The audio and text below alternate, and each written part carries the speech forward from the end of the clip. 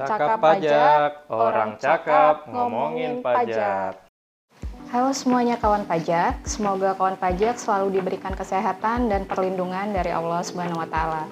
Podcast Cakap Pajak Kantor Pajak Tanjung Balai Karimun hadir kembali bersama saya Eva Yulinda dan rekan saya Aryo Bimo. Bim, tahu nggak sih kalau di Indonesia terdapat krisis kebutuhan akan kepemilikan rumah. Jadi istilahnya tuh backlog. Jadi masih banyak keluarga atau rumah tangga yang belum menempati rumah milik sendiri atau tidak menempati rumah sendiri tetapi tidak juga memiliki rumah tempat lain. Berarti masih banyak keluarga yang belum memiliki rumah ya Kak ya? Kalau boleh tahu ini terjadi karena apa ya Kak?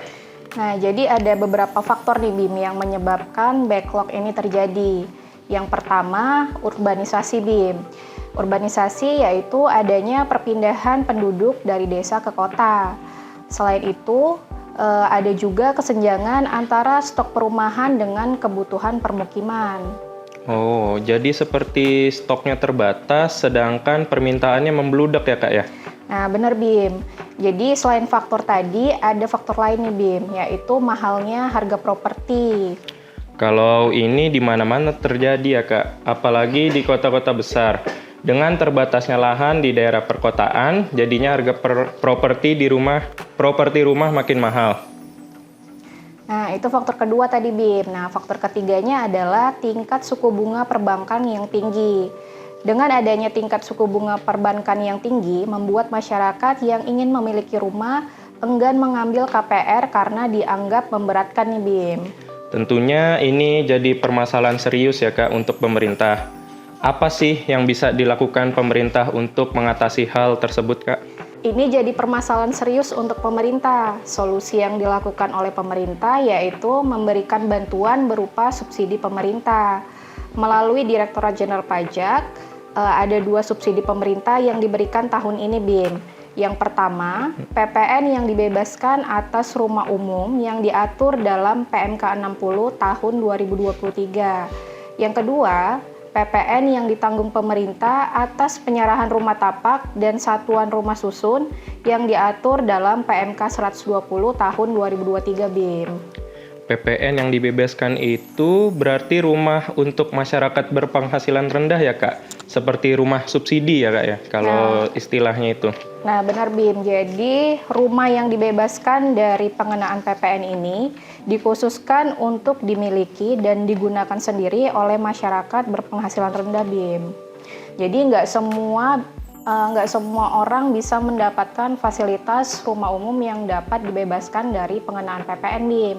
Jadi ada beberapa kriteria yang harus dipenuhi dan telah diatur dalam PMK 60 tahun 2023 Bim. Oke Kak, kalau saya sudah lihat sedikit nih Kak di PMK 60 tahun 2023, kriterianya ini antara lain kurang lebih seperti ini Kak. Yang pertama, sudah memiliki kode identitas rumah yang disediakan melalui aplikasi Kementerian PUPR dan atau BP Tapera.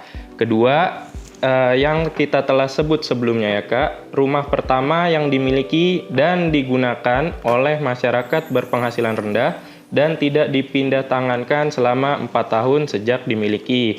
Nah, yang ketiga, hanya memiliki fungsi sebagai bangunan tempat tinggal yang layak huni, tidak termasuk rumah toko dan rumah kantor. Keempat, luas bangunannya harus lebih dari atau sama dengan 21 meter persegi dan kurang dari atau sama dengan 36 meter persegi, dan luas tanah lebih dari atau sama dengan 60 meter persegi dan kurang dari sama dengan 200 meter persegi. Nah, yang terakhir atau yang kelima, harga jualnya tidak boleh melebihi batasan harga jual. Nah, benar nih Bim. Jadi, untuk daerah Kepulauan Riau, batasan harga jual rumah yang dibebaskan dari pengenaan PPN untuk tahun 2023 itu sebesar 168 juta nih Bim. Nah, untuk tahun 2024 sendiri, ini batasan rumah yang dibebaskan itu ada harga jualnya maksimal 173 juta Bim. Nah, dari tadi kan ada istilah yang namanya masyarakat berpenghasilan rendah ya, Bim. Nah, sebenarnya apa sih masyarakat berpenghasilan rendah itu? Nah, masyarakat berpenghasilan rendah merupakan masyarakat berpenghasilan rendah dengan besaran penghasilan paling banyak mengacu pada ketentuan yang ditetapkan oleh menteri yang menyelenggarakan urusan pemerintah di bidang perumahan dan kawasan permukiman. Oke. Menurut keputusan Menteri PUPR nomor 22 garis miring KPTS garis miring M garis miring 2023, masyarakat berpenghasilan rendah adalah masyarakat dengan penghasilan maksimal senilai 7 juta untuk status belum kawin dan maksimal senilai 8 juta untuk yang sudah kawin nih Bim. Oh, begitu ya, Kak ya. Nah, kalau saya ada baca sedikit, besaran penghasilan maksimal itu kalau di ketentuannya, Kak, merupakan penghasilan rata-rata dalam 1 bulan. Itu kalau boleh tahu maksudnya bagaimana ya, Kak? Nah, untuk penghasilan rata-rata tadi, hitungannya adalah penghasilan rata-rata bulanan dihitung berdasarkan jumlah penghasilan teratur dan tidak teratur dalam 1 tahun dibagi 12 dari penghasilan tahun di mana sebelum dilakukan perolehan rumah umum BIM. Nah, untuk perhitungan ini berlaku dalam hal masyarakat berpenghasilan rendah sudah mempunyai penghasilan dari 1 Januari tahun sebelum dilakukannya perolehan. Oke. Nah, jika tidak memiliki penghasilan sejak 1 Januari tahun sebelum dilakukannya perolehan, maka penghasilan rata-rata dalam sebulan dihitung berdasarkan jumlah penghasilan teratur dan tidak teratur dalam 1 tahun dibagi 12 dari penghasilan yang disetahunkan. Oke, ternyata begitu ya, Kak. Lalu di ketentuan berikutnya diatur untuk dapat memanfaatkan pembebasan PPN atas penyerahan rumah umum atau rumah pekerja warga negara Indonesia dengan kriteria masyarakat berpenghasilan rendah harus memenuhi hal-hal berikut nih, Kak. Yang pertama itu telah menyampaikan SPT tahunan PPh 2 tahun pajak terakhir dan SPT masa PPN 3 masa pajak atau 3 bulan terakhir yang menjadi kewajibannya bagi orang pribadi yang memiliki NPWP. Lalu yang kedua, dia tidak memiliki utang pajak sama sekali. Nah, jika semua kriteria tersebut sudah terpenuhi, apakah wajib pajak tersebut akan langsung mendapatkan fasilitas? Nah, jadi nggak langsung mendapatkan fasilitas nih BIM. Jadi masih ada proses lainnya, yaitu pihak yang memperoleh barang kena pajak atau masyarakat berpenghasilan rendah tadi, ini yang mendapatkan fasilitas tadi harus melakukan pemberitahuan pemanfaatan fasilitas ke DJP melalui saluran elektronik yang disediakan oleh DJP nih BIM. Nah, untuk masyarakat berpenghasilan rendah yang telah terdaftar sebagai penerima manfaat program kepemilikan rumah umum dari pemerintah, ini dibuktikan dengan nomor lolos pengujian tagihan pembayaran. Nah, itu tadi dianggap telah melakukan pemberitahuan pemanfaatan fasilitas nih BIM. Oke, berarti kalau misalnya nih, Kak, kita sudah memenuhi kriteria di atas, kita tetap harus melakukan pemberitahuan ya, Kak.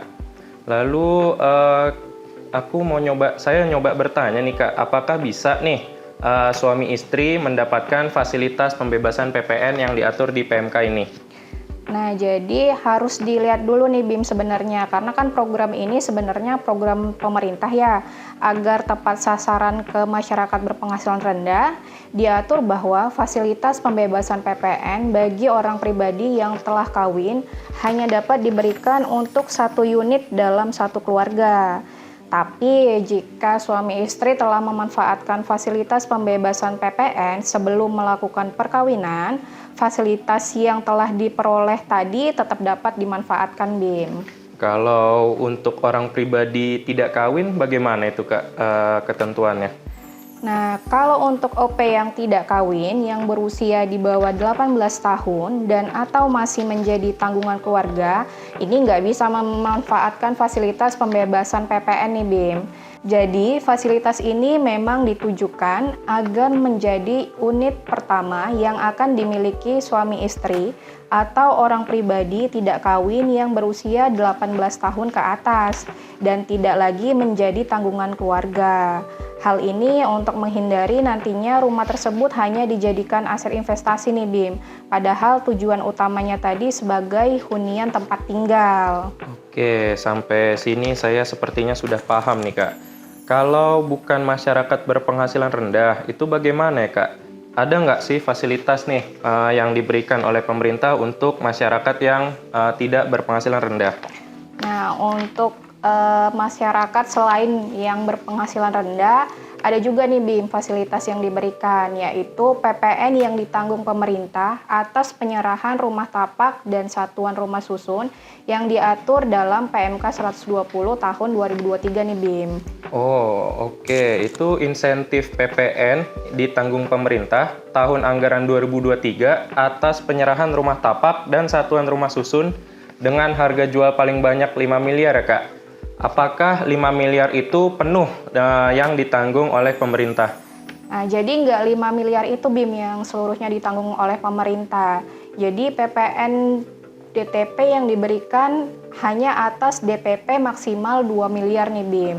Jadi PPN ditanggung pemerintah tersebut diberikan atas penyerahan rumah tapak dan satuan rumah susun termasuk rumah toko dan rumah kantor nih BIM. Oke, kalau yang saya baca-baca nih Kak, penyerahan terjadi pada saat ditandatanganinya akta jual beli atau perjanjian pengikat jual beli lunas di hadapan notaris, serta melakukan penyerahan hak secara nyata yang dibuktikan dengan berita acara serah terima atau biasa disingkat BAST sejak 1 November 2023 sampai dengan 31 Desember 2024. BAST wajib didaftarkan di aplikasi Sikumbang akhir bulan berikutnya setelah dilakukan serah terima. Kalau tadi ada kriteria yang harus dipenuhi oleh rumah untuk masyarakat berpenghasilan rendah, apakah untuk PMK ini ada ketentuan yang harus dipenuhi agar bisa mendapatkan fasilitasnya, Kak? Nah, sama dengan halnya PMK 60 tahun 2023, di PMK 120 tahun 2023 nih ada diatur juga nih BIM. Jadi pertama harus memiliki yang namanya kode identitas rumah atau yang biasa kita singkat KIR. Lalu yang kedua, harga jual maksimal 5 miliar. Dan yang ketiga, ini diserahkan secara fisik paling lambat tanggal 31 Desember 2024. Nah, untuk yang keempat, merupakan rumah baru yang diserahkan dalam kondisi siap huni. Dan yang terakhir, hanya diberikan maksimal 1 unit untuk 1 orang dan tidak boleh dijual kembali dalam jangka waktu 1 tahun nih BIM. Oke, tadi kan PPN DTP diberikan hanya untuk yang DPP sampai dengan 2 miliar ya Kak. Kalau saya ada baca dikit-dikit dibagi menjadi 2 besaran ya Kak. 100% untuk penyerahan atau BAST yang dilakukan mulai 1 November 2023 sampai dengan 30 Juni 2024 dan 50% untuk penyerahan atau BAST yang dilakukan mulai 1 Juli sampai dengan 31 Desember 2024. Nah, benar nih BIM. Selain yang tadi, ini apabila telah dilakukan pembayaran uang muka atau cicilan paling cepat 1 September 2023, ini PPN ditanggung pemerintah diberikan hanya atas PPN yang terutang atas pembayaran sisa cicilan dan pelunasan yang dilakukan di bulan November 2023 dan bulan Desember 2023 BIM. Berarti ternyata bisa juga ya Kak, dia nggak dapat fasilitas PPN ditanggung pemerintah. Nah, jadi bisa aja nih BIM nggak mendapatkan fasilitas PPN sesuai dengan PMK 120 tahun 2023. Ini yang tidak mendapat fasilitas PPN DTP itu jika satu, objek yang diserahkan bukan rumah tapak atau rumah susun. Nah, yang kedua, dilakukan pembayaran atau uang muka sebelum 1 September 2023. Yang ketiga, penyerahannya sebelum 1 November 2023 atau setelah 31 Desember 2023. Yang keempat, dipindah tangankan dalam jangka waktu 1 tahun sejak penyerahan. Yang kelima, tidak menggunakan faktur pajak sesuai dengan ketentuan. Yang keenam, tidak melaporkan laporan realisasi. Dan yang ketujuh, tidak mendaftar BAST di Sikumbang nih BIM. Oke, baik Kak. Kalau begitu, untuk kawan pajak semua, demikian pengenalan secara singkat apa saja sih yang diatur di dalam PMK 60 tahun 2023 dan PMK 120 tahun 2023. Terima kasih kami ucapkan kepada kawan pajak semua yang telah mendengarkan podcast Cakap Pajak, Kantor Pajak Tanjung Balai Karimun. Untuk layanan informasi dan konsultasi lebih lanjut mengenai perpajakan, jika ada kawan pajak yang ingin bertanya lebih lanjut nih terkait PMK 60 dan 120, Kantor Pajak Tanjung Balai Karimun menyediakan layanan konsultasi melalui WhatsApp chat, itu hanya melalui chat saja di nomor 0811 7783 223. Nah, jangan lupa untuk mengikuti akun Instagram kami di @pajaktbk untuk mendapatkan informasi terbaru mengenai perpajakan. Ada IG Live juga yang bisa kawan pajak ikuti untuk mendapatkan bahasan langsung topik perpajakan yang sedang hangat. Ada sesi tanya jawab juga dan kawan pajak yang beruntung bisa mendapatkan souvenir dari kami. Bagi kawan pajak yang ingin memberikan saran, kritik, atau topik yang nantinya bisa kami bahas di podcast selanjutnya, bisa dengan mengisi kolom reply di Spotify atau DM melalui Instagram. Jadi saatnya kami pamit undur diri, terima kasih dan sampai jumpa di podcast Cakap Pajak selanjutnya. Cakap Pajak, orang cakap ngomongin pajak.